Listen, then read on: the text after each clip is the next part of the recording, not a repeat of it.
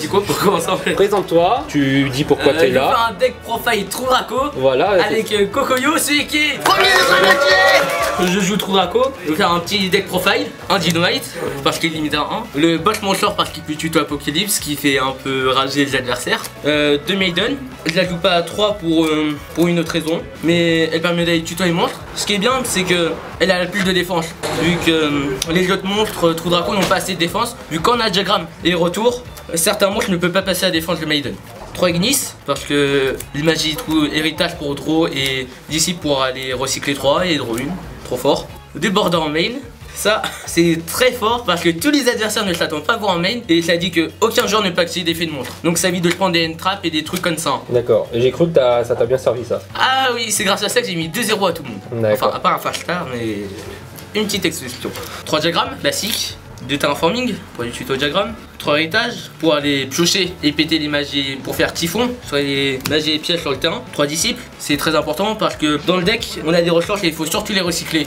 2 Desire, je m'en suis même pas servi pour le tournoi, j'ai pas sorti une seule fois. Strike of the Monarch, c'est trop fort parce que si on a l'adversaire active un effet, je vais faire Chain 1 avec Dynamite, Chain 2 avec Strike of the Monarch, ça fait du plus 2 et du moins 1 pour l'adversaire. 3 pots dualité, 3 Demise, la carte de tricheur que tout le monde connaît par cœur. 2, il ne peut en avoir qu'un. Contre Salam, on le fait sur sa normale et une phase.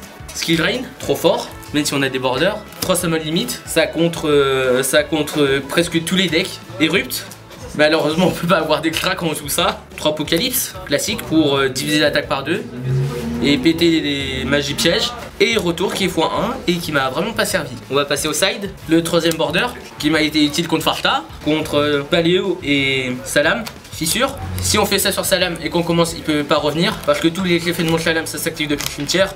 2 pots de vin du temple maudit. C'est fort parce que ça permet d'annuler une magie piège et c'est un contre-piège. Vu que si on commence et que l'adversaire veut nous faire Evenly, on fait souvent ça et comme l'adversaire joue 2ème et qu'il a fait Battle Phase Evenly, il ne pourra pas activer d'autres cartes. On ne pourra pas chaîner à mes contre-pièges. Nos répressions pour prendre le contrôle du monstre adverse et les pièges on les met seulement quand on commence. 3 sphères de rat pour tous les decks qui mettent des gros boards, mais des boards qui énervent bien. Moi je suis vraiment pas servi de la sphère de rat par contre.